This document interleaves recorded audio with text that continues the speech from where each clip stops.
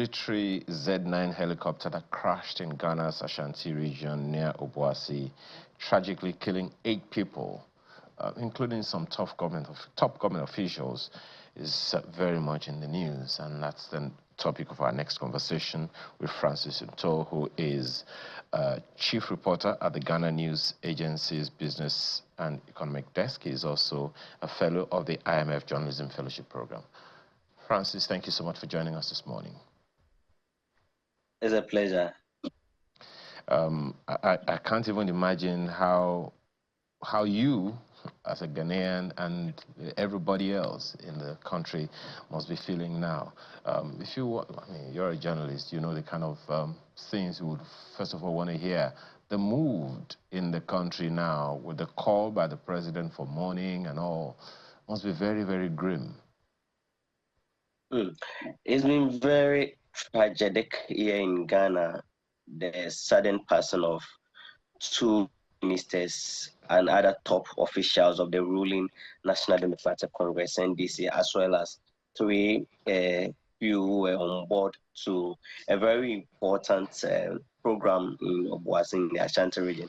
We know illegal mining, which is popularly known as galamsey, has been one thing that governments over time have been fighting against assiduously, and these 2 government officials, together with the 6 others, were on board to a program to launch a cooperative mining initiative in the Ashanti region, where this unfortunate incident happened. So yesterday, Ghana was thrown into a state of mourning, was thrown into a state of devastation.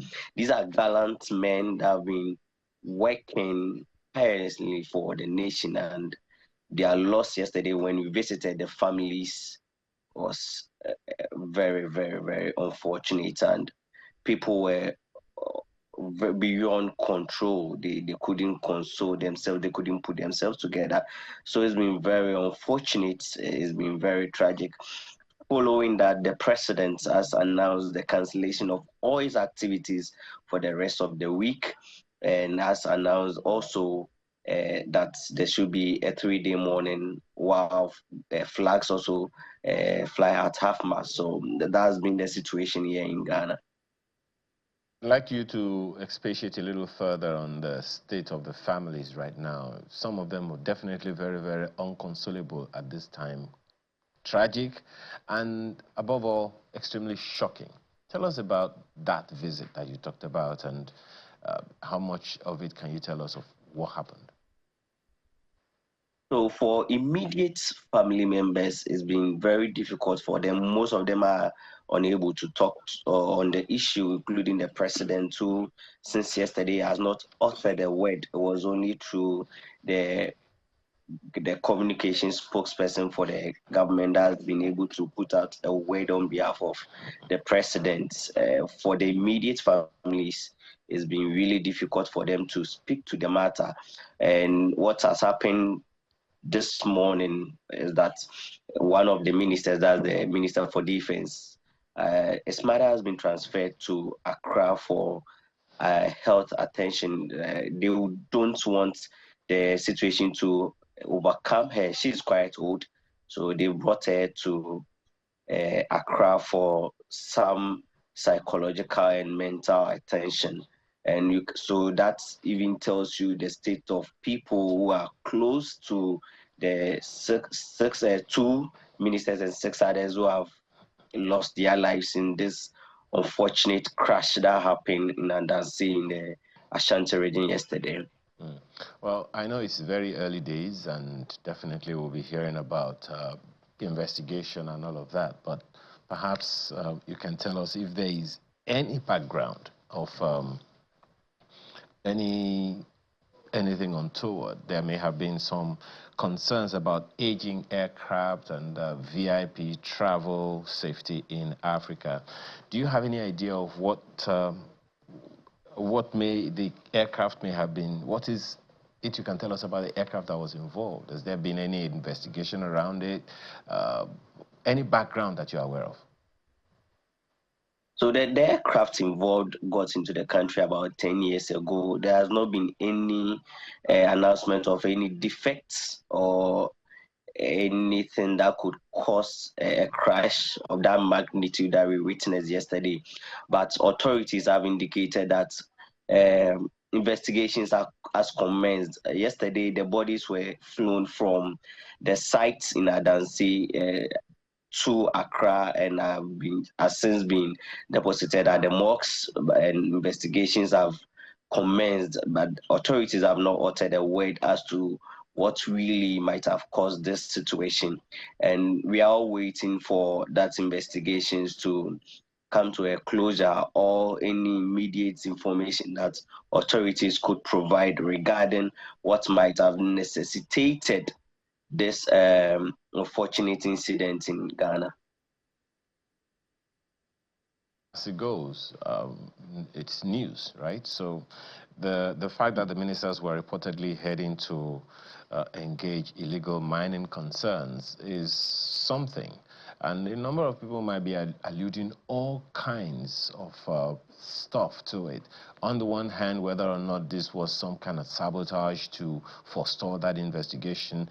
On the other hand, whether or not this unfortunate incident, could stall or put paid to such environmental concerns that the government is trying to avoid with the visit of the gentleman who just passed.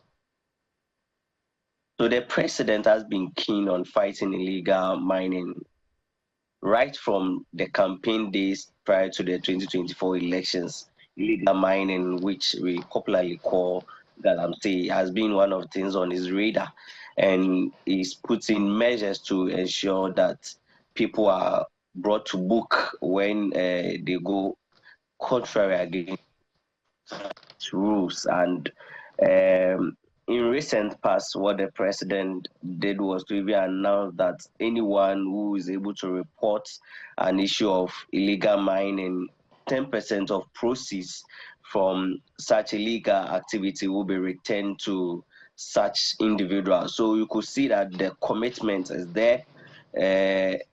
And these two ministers are also crucial to the fight against illegal mining.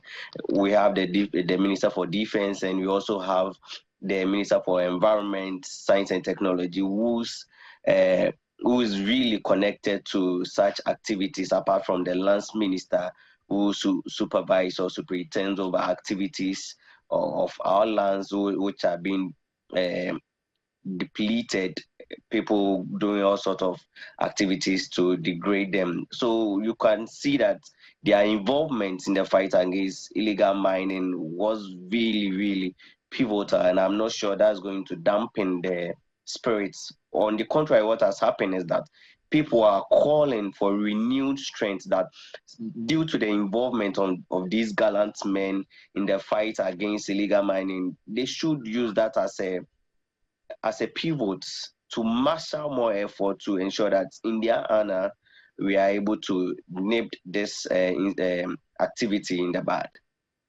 And perhaps that also speaks to the kind of collaboration that is necessary right now. One of the things that a number of people would want to hear from you now is, what do you think Ghana needs right now? Justice, reform, or healing? Well, I think there is a combination of the three. There should be justice if investigations come out to tell that there was a foul play that led to this incident. Very unfortunate, very tragic. Justice is certainly something that people need. And then for healing, it's been very traumatic in Ghana since the passing of these 8 people, officers of the Ghana Armed Forces, who are really doing their work diligently. One of them recently won an award, a global award, for his work that he's doing in the Ghana Armed Forces. That's Sergeant N.S. Ado. And this story really coming at this point becomes something that people really have to come to terms with. So that healing process is also very crucial from all fronts, be it psychological, be it that emotional support that families and immediate members of these people need must be given. And going forward, it is important that the commitment to ensuring that the country is back on its feet and fighting against illegal mining is also one. So it's a combination of all the three that you mentioned that must be done going forward.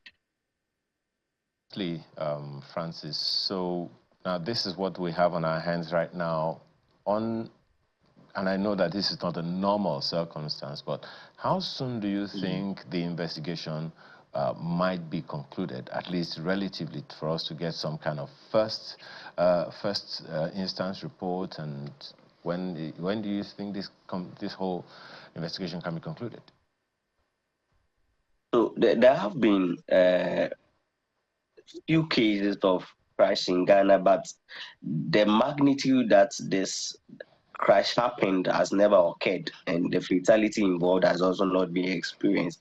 So we are waiting on authorities to give information as to how swift this could be done, and putting a date or putting a particular date on when this could be concluded could be that you are preempting what authorities need to do. So what we are doing so far is to wait for preliminary investigations to conclude. I don't know how long, whether a week or two, that could happen, but we are in touch with authorities, and certainly as and when these information are available, we will make them known to the public. Francis Nto, Chief Reporter at the Ghana News Agency, as well as a fellow of the IMF Journalism Fellowship Program. Thank you so much for your time, and we can only wish Ghana all the best. And I want to believe that the whole of Africa is standing right behind the country right now. Sure, we've seen tributes pouring in from across the world. The UN, the German embassy have all sent in their condolences to the president, the families, and the country as a whole. So it's something that's affected not only Ghana, but Africa and the world at large. Thank you so much, Francis, and we wait for more in the course of time.